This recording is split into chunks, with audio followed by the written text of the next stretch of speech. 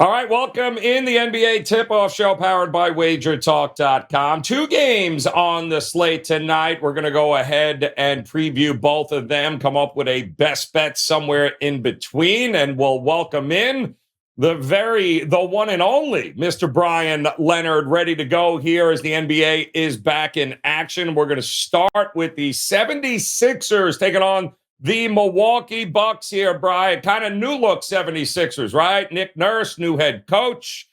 James Harden is still a question mark. Nobody has any clue. He's pissed. He's not pissed.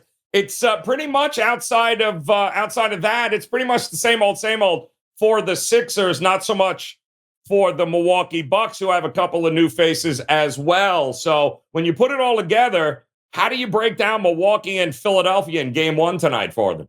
Yeah, normally I'm looking to play on teams that are missing star players, and that would be Philadelphia without Harden. But Harden is out so often. He's one of the guys that I'm not even sure if there's anybody in the league that likes the guy. He seems to never get any positive talk from the rest of the players when he does these kind of things that he does. And the Philadelphia management basically told him they don't need him tonight. So it's a situation for me where what I'm looking for is to play on the Bucks here. Now, normally, like I said, I'm looking to go against them in a situation like this, but the Bucks lost in the first round to to Miami last year.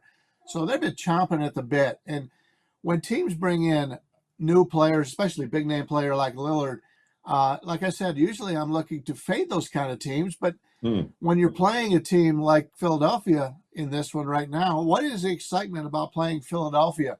I feel terrible for Embiid. He's a great player, and he just ends up with all these screwed up guys on his team. He's had a lot of guys in the past, and we all know about them, that really have not helped him along.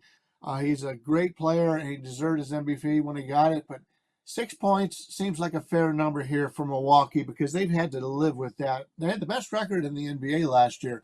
And then to lose in the first round, I expect them to be very excited to be on the court. I'm not sure that Philadelphia is in the same boat. Don't like to lay the 6 points, but that's the only way I'd look at it in this one. Yeah, it's tough to trust Philadelphia at this particular point, but hey, we'll see. Something tells me also that maybe, just maybe, we're going to be dealing possibly with this Harden thing a little bit longer, and maybe Embiid starts to get real cranky, and that's not a great thing for Philadelphia. And unfortunately, it's something Sixer fans are going to have to deal with for a little while longer. How about the night game here, Bryan? Because interesting enough, with the late game with the Lakers taking on the Phoenix Suns, and as of taping here, Booker playing, is he not? I mean, we're one game in for both of these teams, and already we're trying to scratch our head and figure out who's playing tonight and who's not playing. So tell me what you think about the Lakers bouncing back after getting smacked down by Denver against Phoenix. Well, I had the Lakers in that first game, and SmackDown is exactly what happened. All the quotes you read were excited for the Lakers. They wanted to get out there, and normally playing against the team who wins the title is normally a very good thing. It's been a good thing for me over the years. Unfortunately, in hockey and in the NBA, I was on the wrong side of that this year, as the Lakers just did not play well in that first matchup. I've always been a big LeBron James fan. I'm from Cleveland. I like everything he does off the court. But on the court, he just doesn't seem to have it much more. Anthony Davis fell apart in the second half of that opening game. I don't know what we're going to get out of the Lakers this year. Phoenix is a team that's excited to be there, a younger team. And they, too, have something to play for because they thought they were going to go a little bit longer in the playoffs last year. Are they satisfied with coming out and beating the Warriors on opening night? I don't think so. I think when you've got players like LeBron James and Anthony Davis, everybody gets up to play LA, sort of like in the Eastern Conference where everybody gets up to play in Madison Square Garden. So I expect the best out of Phoenix here. The problem is, as you mentioned, we don't know at this early hour who is going to be playing in this game. We'll keep track of it the rest of the day. But I doubt if I'll be on the Lakers in this one, possibly the opposition, depending on who is playing for the Suns. Yeah, unreal. Bradley Beal listed as doubtful. Devin Booker listed as doubtful with foot soreness. You know we're in La La Land when Kevin Durant is the only guy we're sure is playing here, Bryan. It's absolutely crazy. All right, so we've got 2 games here tonight. Of them, which one is going to be your best bet for us? Yeah, I'll take the Bucks here. I just think the way they lost in shocking fashion in that opening series last year, they've had their minds on this game. And as I said with Philadelphia, if it's not one thing, it's another with the Philadelphia 76ers. And I'd hate to be a fan of that team because you just don't know what you're going to get. If everybody puts everything together, they're one of the best teams in the NBA. But the fans know that. But the players don't seem to give as much as the fans do. And that's terrible for a team in a city like Philadelphia where you've got really good fans in Philadelphia. Now, the rest of the league might not like the fans, but the players like the fans. So give me the Bucks minus the 6 here. Don't normally like to play on teams that bring in that big star player in the offseason in their first game, but that's the only way I can look here with the number of 6. All right, there you go. Bryan Leonard will be on Puck Time as well here today. Number 1 in the NHL year after year after year. It gets to be a broken record, but certainly a full slate of games on the ice, and he'll have you covered there. So make sure you check him out on Puck Time. We appreciate it, Bryan Leonard, as we make room for Mr. Steve Merril, R1L in the house, and an abbreviated NBA slate here tonight. Steve, we just talked about game number 1 between Milwaukee and Philadelphia. It's kind of hard to figure out the Harden impact. I think long-term, not great, but maybe in the short term, they still have enough with a new coach and Nick Nurse to be able to handle business against the new-look Bucks. Are you buying it, or is the Bucks the way to look in this one?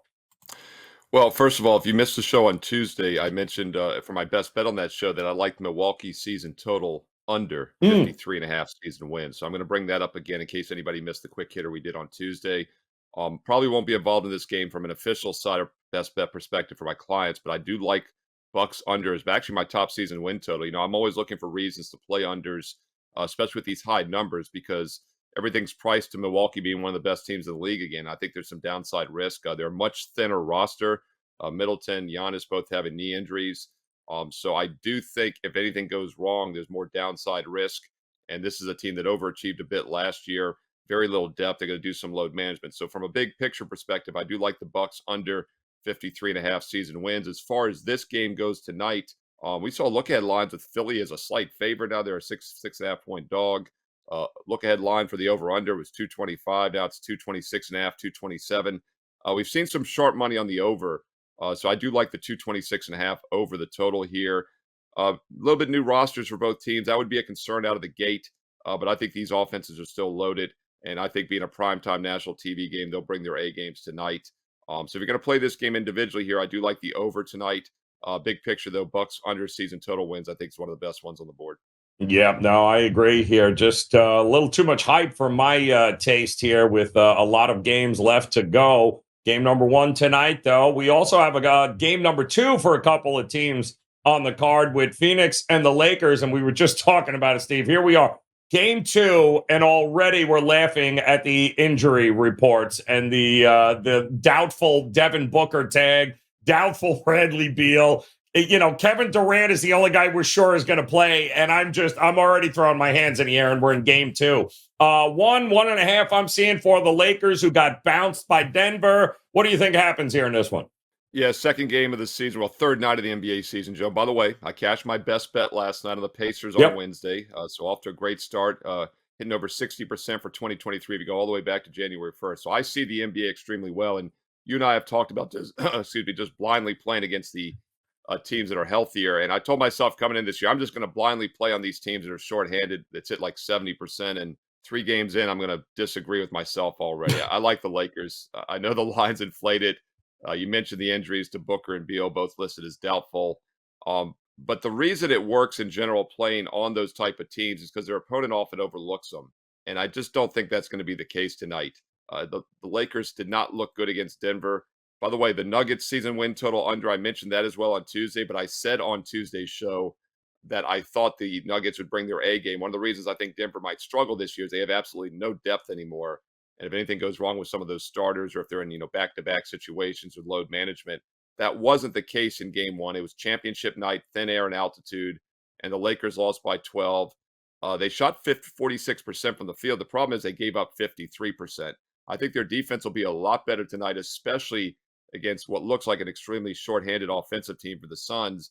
And let's not forget, Phoenix didn't exactly shoot that well, only 44% in that win. What they did really well against Golden State was hold the Warriors at home to just 35.5% shooting Tuesday night. I think that's a bit of an anomaly. I don't think they can do that again tonight. So although I think in general playing on these shorthanded teams is going to make you money again this season, this is one of those rare instances where I would disagree with myself and go with the Lakers. I'll lay the inflated line. By the way, the look-ahead line on this with everyone healthy was going to be Lakers -1 probably. Now it's 5.5. So it's obviously inflated, but I think it's still a focus spot for LA. And the fact that Phoenix won the game at Golden State and guys are going to be out, this could be somewhat of a mail-in game for Phoenix tonight. So I think the Lakers are the only way to play it, even with the inflated line. Yeah, expect Anthony Davis, I'm sure, not in altitude. Went 0 for 6 in the second half of that game, went MIA in altitude. I would expect, and he's been notorious for having a bad game, having a great game, having a bad game, having a great game. So Anthony Davis props, I'm sure, on the table here tonight in this one. So just 2 games here, Merril. Is there one of these that you like a little bit more than the others? Well, it's interesting talking about that last game. I guess you can make the same argument. Durant props are going to be worth the look over just because he's going to have to do everything tonight. Obviously for Phoenix, I think Durant could be down a notch this season, though. At times in that game the other night, he looked a little aged to me. So just something to keep an eye on as well. And you're right, Anthony Davis. His eyebrows aren't the only thing that zigzag. You're exactly right, Joe. He did that in the playoffs last year too. Good game, bad game. Good game, bad game. So I like where you're going. I would agree with Anthony Davis scoring props over. And I'll go back to that first game, though. I think the over as well in the Bucks-Sixers game is worth a look. We've seen some sharp money on the over 226.5. I would agree with that move in the early game. All right. Well, there you got it. Steve, R1L Merril. Make sure you guys visit them over at WagerTalk.com as we've got just 2 games on the card in the association. We've gotten 2 opinions already. Bryan Leonard and Steve Merril on these games. We'll now welcome in the one and only, the Irishman, Kevin Dolan here. And Kevin, welcome in. Let's start with this Bucks-Philadelphia game here tonight. How are you approaching game 1 of the NBA season for both these teams? Well, we saw during preseason that the link-up play between Giannis and Damian Lillard is starting to take effect for Milwaukee. In that final preseason game against the Memphis Grizzlies, Giannis and Dame combined for 45 points and 11 rebounds. And even with that, they went just 2 of 12 from three-point range in that game. So, even with the 45 points they combined for, the potential for far more was there from the outset. And that will likely, come in the very near future. Bucks ranked 4th in three-point rate as it was last season. So I am expecting a few breakout performances moving forward from this Milwaukee Bucks offense as, things start to become a bit more familiar with them. On the flip side, a negative to that is the fact Jrue Holiday is gone now. Probably didn't get as much credit as he should have on the defensive end. Certainly other players felt he was one of the best defenders in the entire league, made the NBA's all-defense team on 4 different occasions. So he's a huge loss to this Milwaukee Bucks defense, especially in guarding that perimeter. And because of that, I have to look over in this game. James Harden, another top-tier defensive player, obviously, when he's on his game, will be out for this game as well. So, I believe over 225.5 here is a very doable number. And I like the over on Thursday. All right, good stuff there, Kevin Dolan. Now let's talk about the late game here in the slate, 2-game slate with Phoenix. All sorts of question marks as far as who's playing, who's not playing here, but we do know they're playing the Lakers, who have to be a little pissed off about that performance against the Denver Nuggets. So Phoenix and LA here. How you looking at it, Kevin Dolan? I have to say I was impressed with Phoenix on Tuesday night against Golden State. I had the under in that game, which thankfully didn't have to sweat too much. But even though I did expect it to be a lower scoring game, obviously with that play, for the Suns to do such a solid job of limiting the Warriors on offense, they really went above and beyond what I expected from them. Phoenix ranked 20th in the league last season in defensive rebounds.